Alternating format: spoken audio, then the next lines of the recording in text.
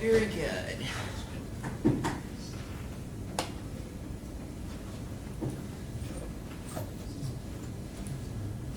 Okay, so we are ready to proceed forward with the pretrial conference. State, are you ready to try this case? Yes, Your Honor, we are. Defense, you ready to try the case? Yes, Judge. Okay, very good. You can remain seated when you're talking to me. You're fine. All right, so we've got a couple of motions that the state filed. I have not received any from the defense, so we will proceed forward on the motion shortly. I do just want to talk schedule first. We have 100 jurors for Monday morning, and we will be picking the jury in courtroom 1. And for the record, Mr. McLyman, I'm familiar with you. If you can tell me your co-counsel again for the record. Life Malcolm, Your Honor, for the record. Mr. Malcolm? Yes, Your Honor. Okay, thank you so much. Okay. And for the state, we have is it Ismer, Yes, Your Honor. Harmon, and Miss Doherty. Okay, very good. So, Mr. Malcolm and Mr. McLyman, I don't know if you're familiar with courtroom 1. It is over in the civil complex, the George Edgecombe Courthouse, on the 6th floor. And when we're done here, if you would like to go over and just take a look at it, I'm sure that would be fine, just so you have an idea. We're going to pick the jury in that courtroom, but try the case in this courtroom. So we do have a seating chart. Have they been given a copy of the seating chart? Yes, Judge. Okay. Yes, Your Honor. So you can see on the seating chart, it'll be jurors 1 through 100. So you'll be able, when you go into that courtroom, you'll be able to take a look at the seating chart and get a better idea of what it actually looks like. So this is not a death penalty case, but due to the fact that there may be a number of individuals that know something about this case, I may do a similar process that I would do in a death penalty case, but I just wanted to speak with you all about it. So due to the fact that we'll have 100 juror slips or questionnaires for you all to review, Madam Clerk, what's the earliest do you think we'd be able to get those slips?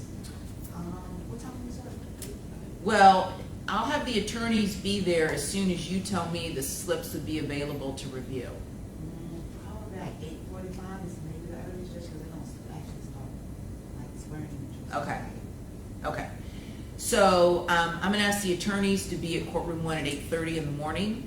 And once the panel of 100 is pulled, the clerk's office does have the ability to send the questionnaires over to the in-court clerk for them to be printed up before we even actually get all 100 people brought over to the courtroom. So what I may do is give you all some initial time to begin reviewing those slips. And then I may do what I would do in a death penalty case, where I do an initial voir dire of the panel with regards to any request for excusal due to scheduling conflicts, and also knowledge of the case. And in a death penalty case, I normally do those on an individual basis, so we can see how many individuals we have that raise their hand as far as to one of those 2 questions. And then I can decide how I'm going to do it. But definitely any individuals that have knowledge of the case, that will be done on an individual voir dire basis. And then I'll make a decision with regards to individuals that are claiming hardship once they raise their hand, if I'm going to do that individually or just do it as part of the group. So related to that, I'm going to need a stipulated statement of fact from you all that you've worked on that I can read to the jury, and that way they can at least have enough facts so that way they can hopefully tell us yes or no, I think I know something about this case, or no, I don't. All right? So once I've done the individual voir dire regarding any knowledge of the case, and once I have questioned the jurors about if they've got a hardship request to be excused, then I would begin just my part of the initial voir dire. There's a certain spiel that I do, which takes a little bit of time, not too terribly long. So my point is, I think that will probably take up most of the morning.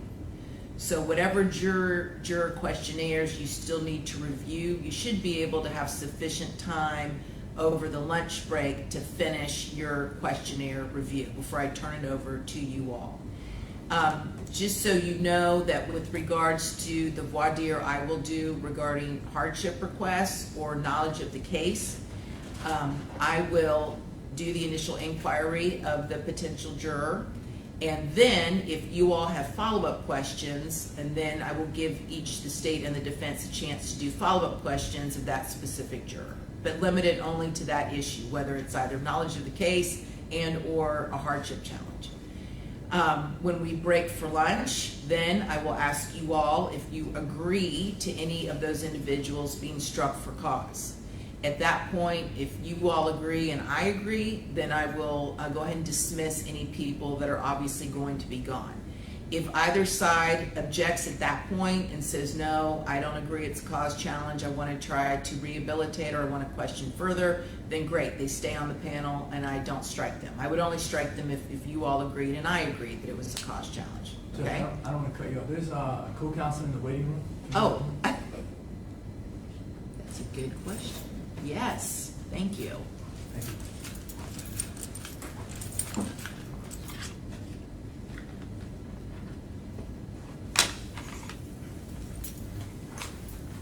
All right, welcome. Let's see, Miss White, let me see here.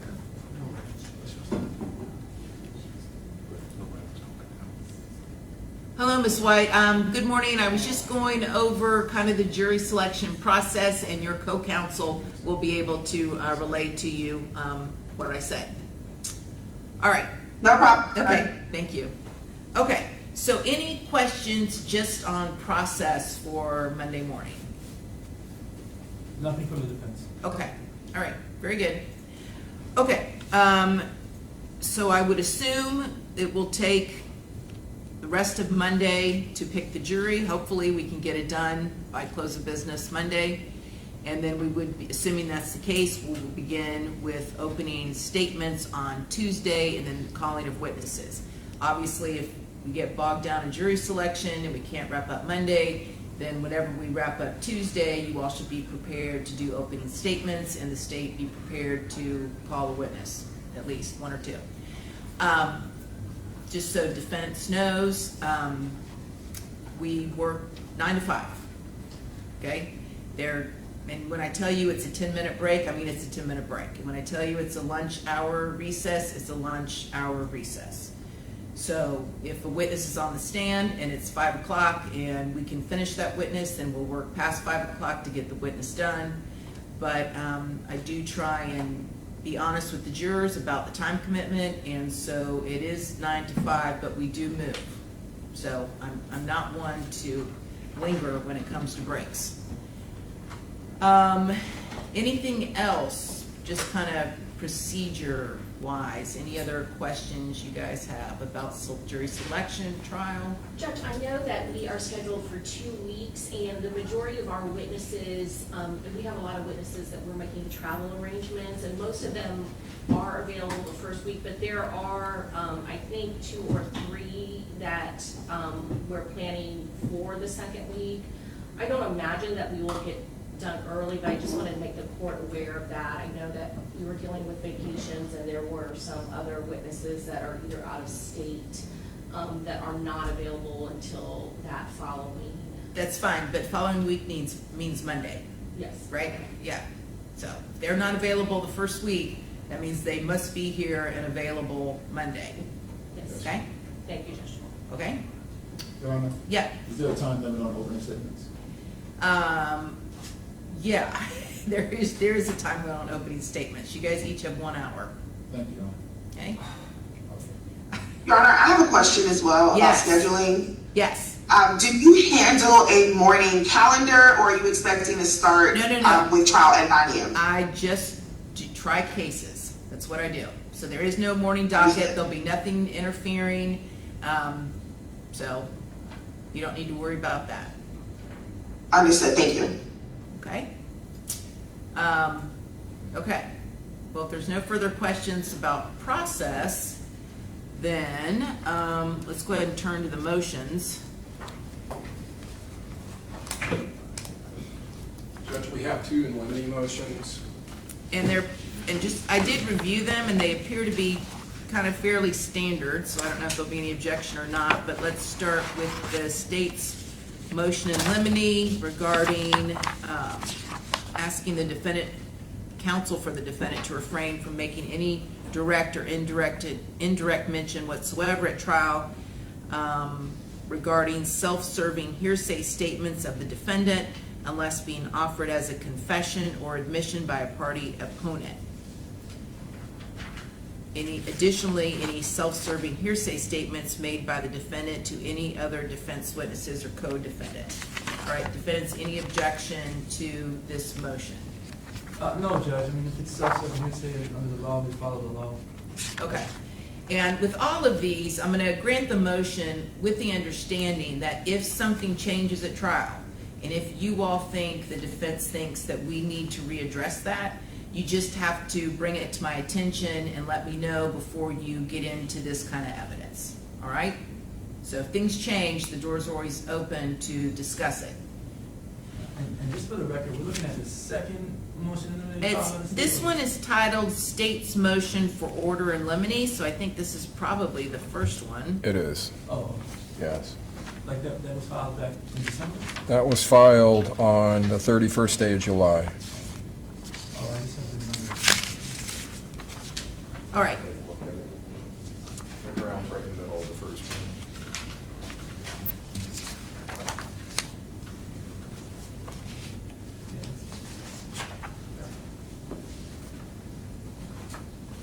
All right, next up is the state's second motion for order in limine. And this is a number of paragraphs. All of this stuff appears to be fairly standard case law. Is there any objection to paragraphs 1 through 5 of the state's second motion for in limine? No objection to paragraph 1. Okay, No granted. objection to paragraph 2. Granted. What in the world? I mean, no objection to paragraph 4. Okay, granted.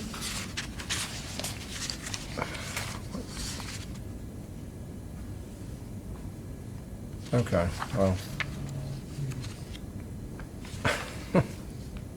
Judge, can I see the motion you have before you? Yes. Because I'm looking at a motion that is, and maybe this was a mix-up on our part. You have one titled Second Motion Yes. for Order in Limine? I do. Okay, all right. All right. You probably have the correct one then. I'm looking at something I think was, and I will admit that a lot of this was cutting and pasting from prior motions on other cases. Sure, here, just take a look at what I'm Okay, referring thank you, Your to. Honor, and I apologize. And then make sure defense is looking at the same thing. Okay, yeah, this is right. Yep, that's it. Thank you, Your Honor. Okay? All right, so far defense stipulated to paragraphs 1, 2, 4, and then are you objecting to, And 6 will also stipulate to. okay, that's granted. I guess paragraph 5 I don't completely understand, and 3.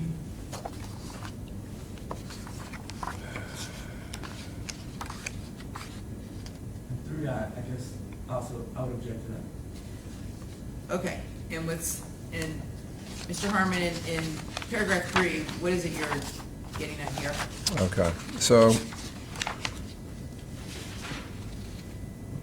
in paragraph 3, what we're seeking to prohibit is if a witness has a prior felony conviction or a conviction for a crime involving dishonesty or moral turpitude, such as petty theft or worthless check or something like that, that the defense be prohibited from asking or inquiring about underlying facts of the case or the nature of the charge in that case. Unless the witness testifies incorrectly. Yes, Okay. unless the door's open in some way. So my understanding was that was towards number 4, so I'm not sure if 4 and 3 are kind of.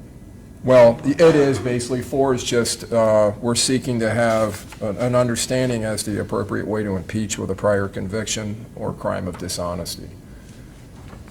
Yeah, so, So if 3 is pretty much the same as 4, we have no objection. We don't intend to ask about, to impeach witnesses with underlying facts criminal cases that they had. Okay.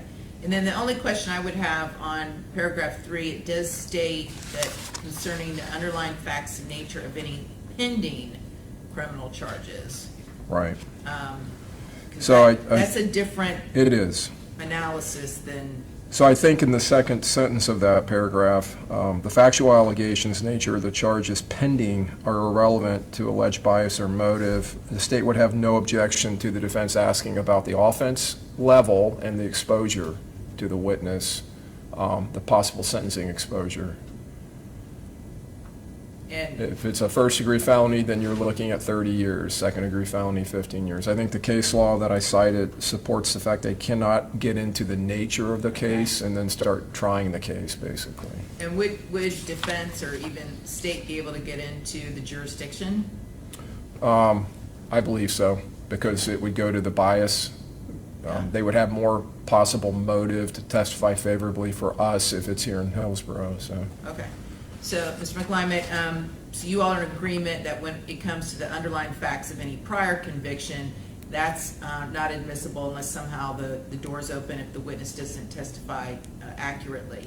When it comes to pending criminal charges, if any witness has a pending criminal charge, you all would be able to discuss offense level, like what degree felony or misdemeanor, what the maximum penalty or exposure would be, and the jurisdiction where those pending charges are. So, yeah, the only objection I would have is that it should be limited to just those 3 things. Right, and I'd imagine, now that it's explained a little bit, that one of the witnesses, Robert Howard, because he does have a pending case in state and federal court, I would imagine that maybe this is to limit any questions as to him. But we did take his deposition, I think, 2 days ago. He did testify that he is open for a cooperation agreement, and those questions should be fair game for his credibility. I agree. Okay, that's fine. So as to that witness, you can get into the fact that he is specifically stated he's hoping to get some type of cooperation agreement. Okay? And then as a result, I don't know if he's been given one or not, but if he has not been given any type of assurance or agreement, the jury can hear that, or if he has been given some type of assurance or agreement, the jury Yes. can hear that. Yep. Okay? Yes, Your Honor. All right, so it sounds like after we've discussed it, everyone's in agreement, so that motion, paragraph 3 is granted as we just discussed.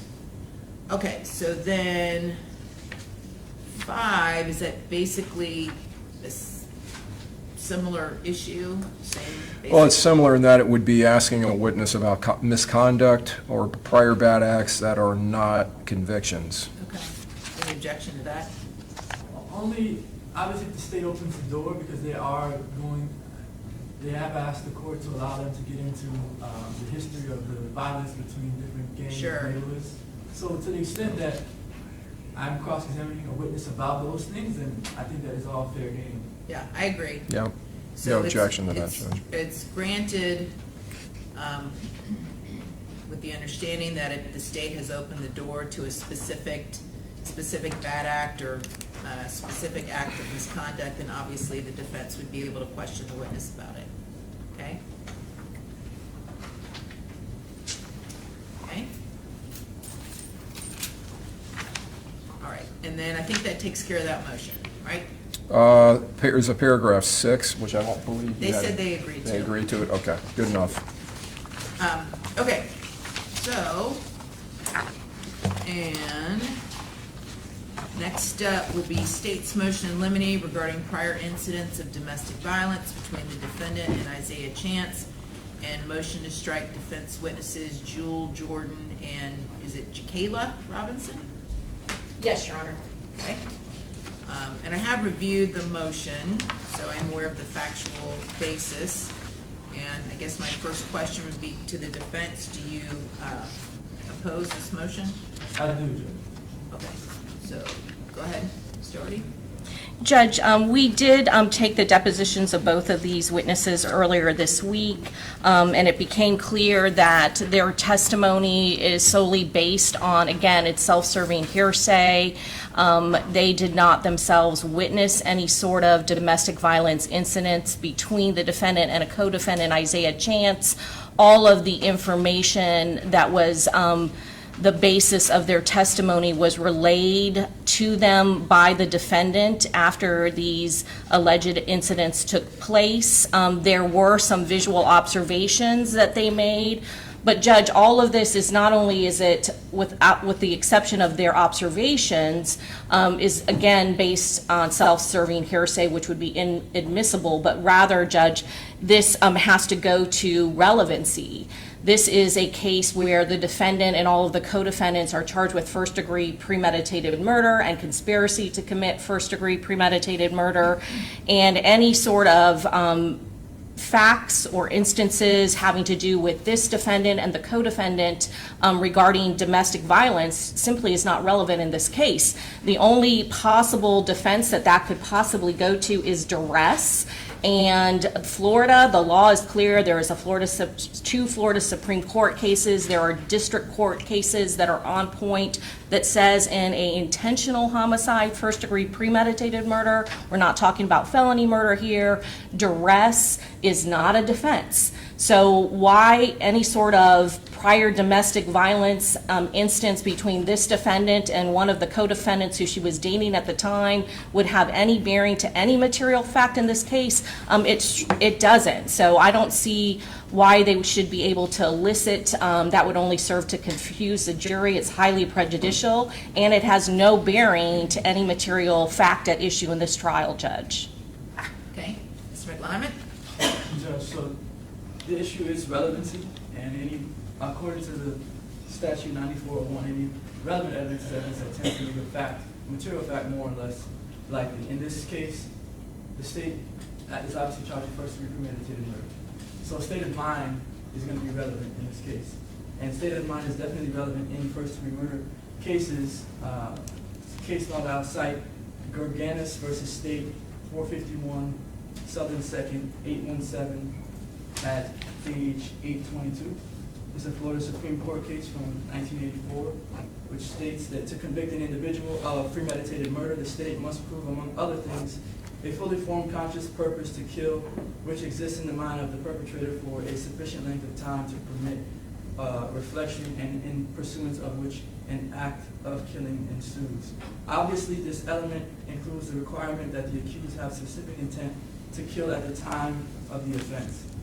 So when specific intent is used or is an element of the crime charge, the case goes on to say that evidence, and it says evidence of voluntary intoxication because this case is about voluntary intoxication, but then it says, or for that matter, evidence of any condition relating to an accused's ability to form a specific intent is relevant.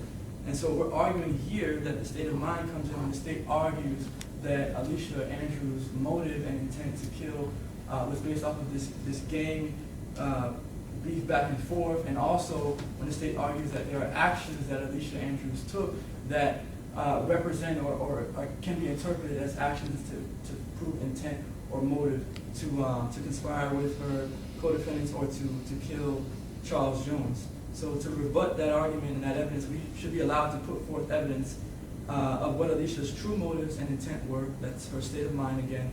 That's why it's relevant. And then also there's other case law, Roundtree versus State 113. This is the Supreme Court of Florida case. So the citation is different because it's from 1934 of the state. 113, Florida 443 at page 447, and it's 152, Southern 20, comma 21. That case says it has never been held that the defendant's privilege of becoming a sworn witness in his own behalf, in this case in her own behalf, has deprived, although subject to cross-examination on his testimony, has deprived the defendant of his right to detail facts which tend to throw light on his own motives and individual intent in being found in a particular situation or in doing a particular act when such motive or intent has been first put in issue by the prosecution. All right, so it's clearly relevant. It's long-standing case law that state of mind is relevant in a first-degree murder case, and in this case where we have evidence that would show the jurors what Alicia Andrews' state of mind was when these actions were occurring. is clearly relevant and admissible.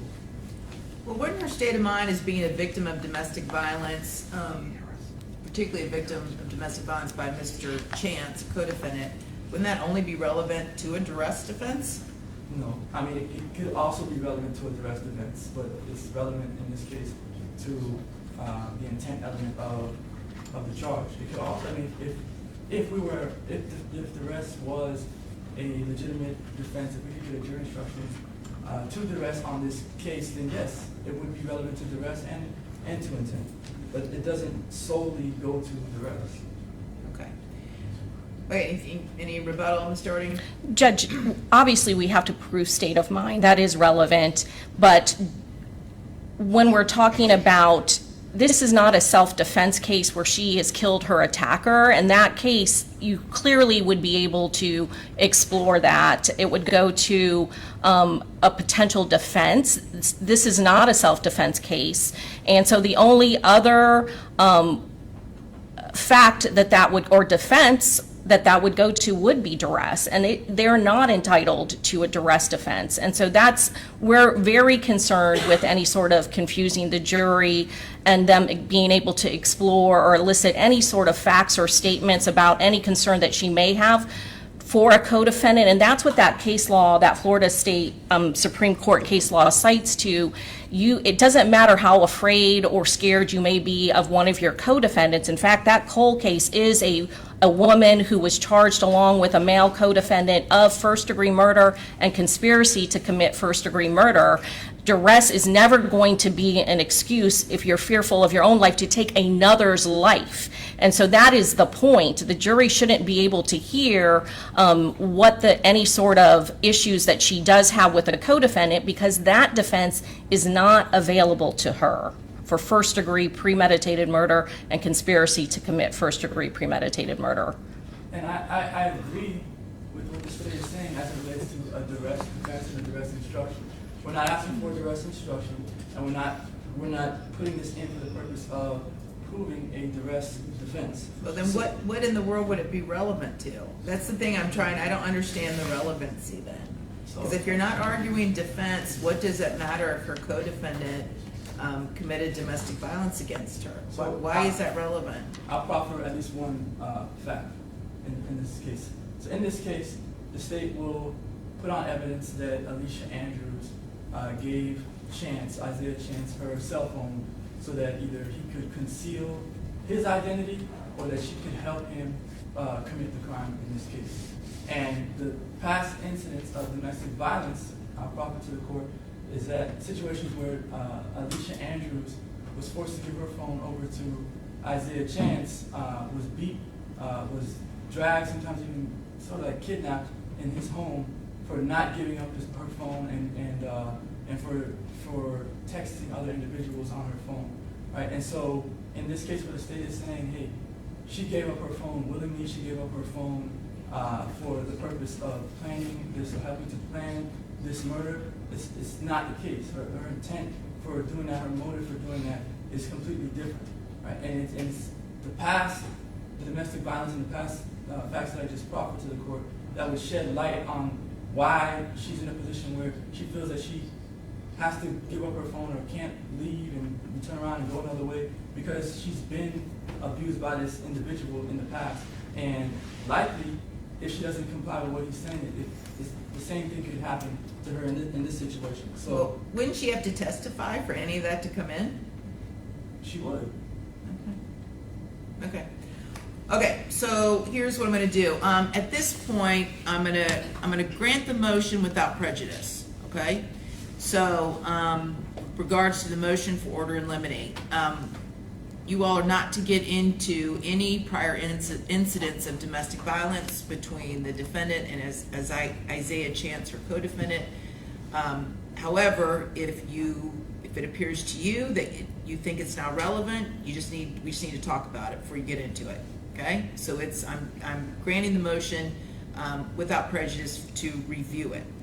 With regards to the motion to strike the defense witnesses, I'm going to reserve ruling on that. I'm not just going to strike them at this point, but again, before you were to call them as witnesses or even discuss what their testimony might be in front of the jury, you can't do that until you've gotten permission from me.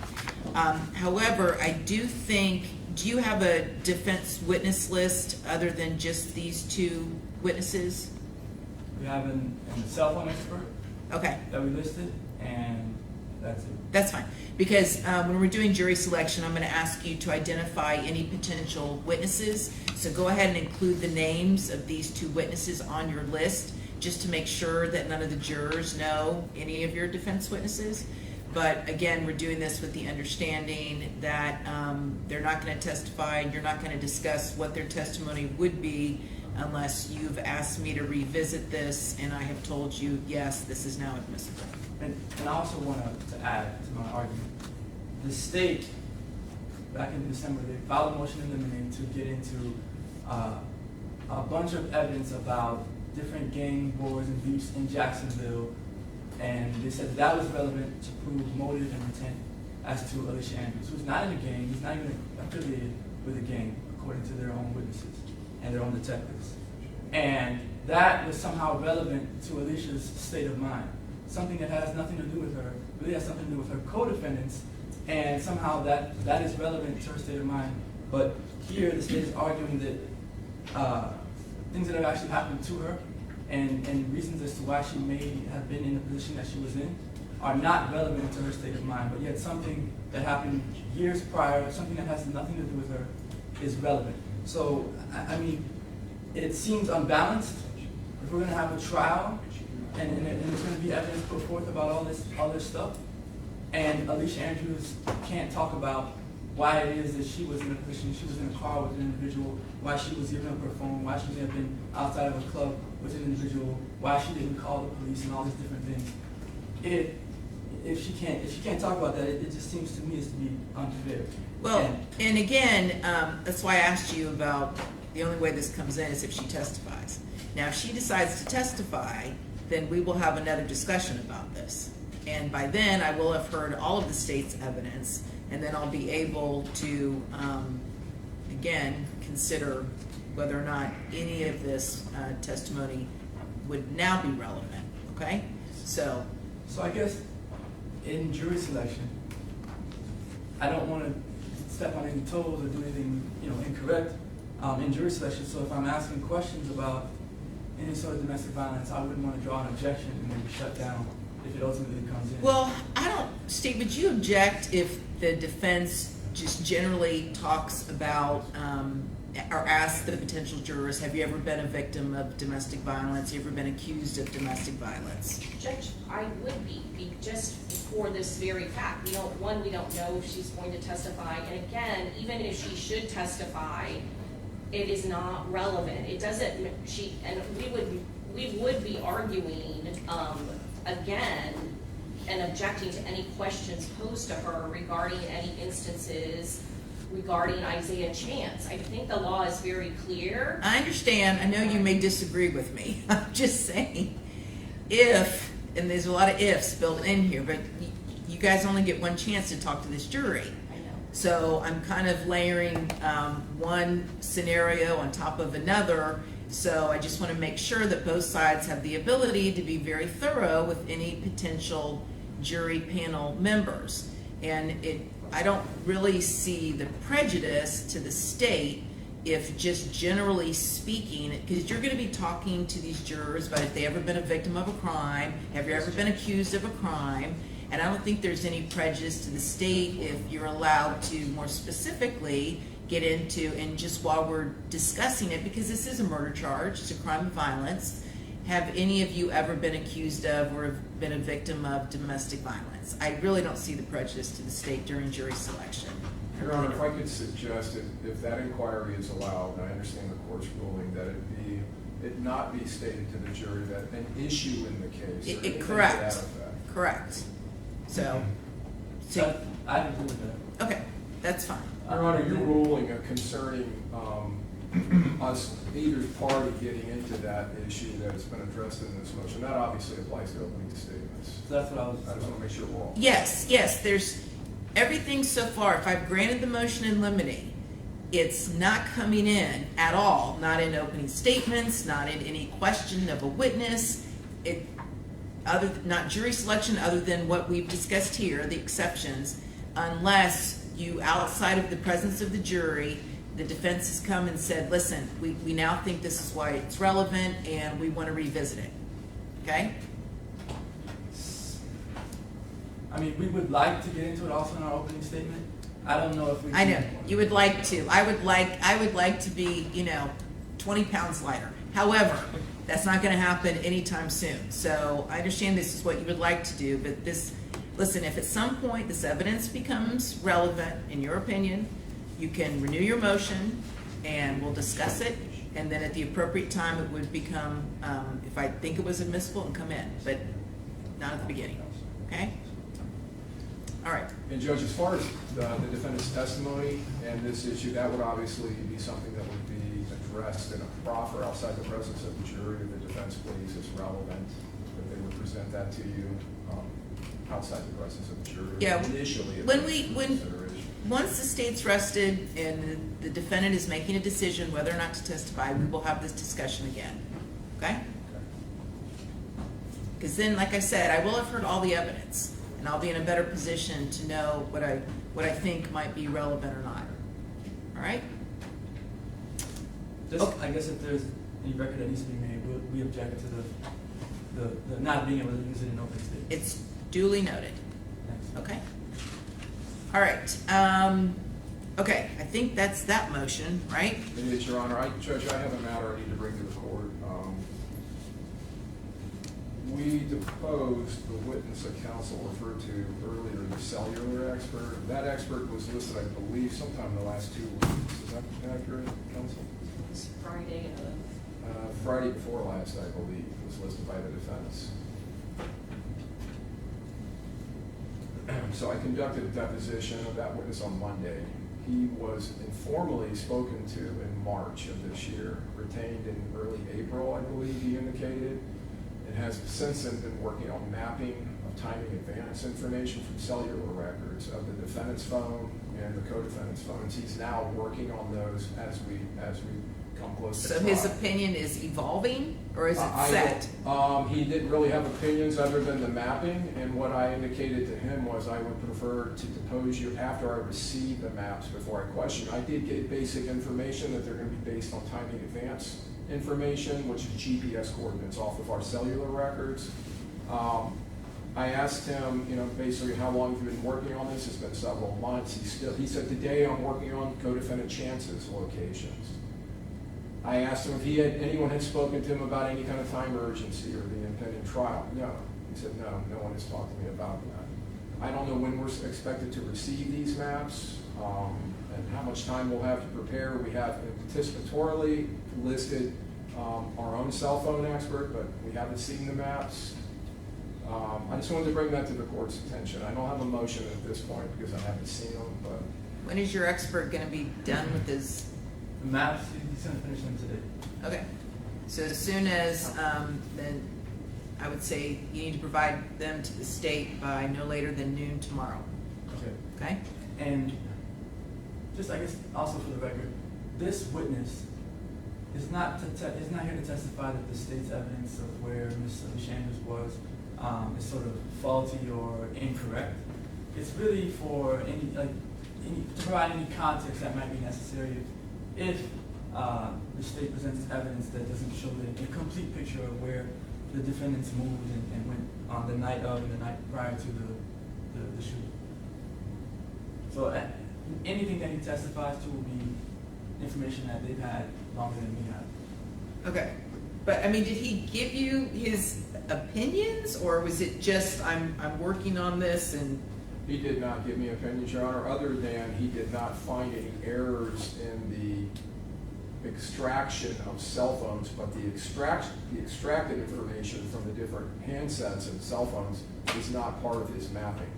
So that was really the only opinion he gave me on something that apparently is not going to be presented by the defense. So it's the maps that we're concerned about. And at this point, having not even seen them, I can't really. Okay, so I tell you what, I know you guys are gonna be busy, but you'll get the maps no later than noon tomorrow. If you get them by 5 today, obviously send them as soon as you get them, okay? If there's an issue, I would ask that you make your expert available Friday for an informal discussion, all right, Mr. Harmon?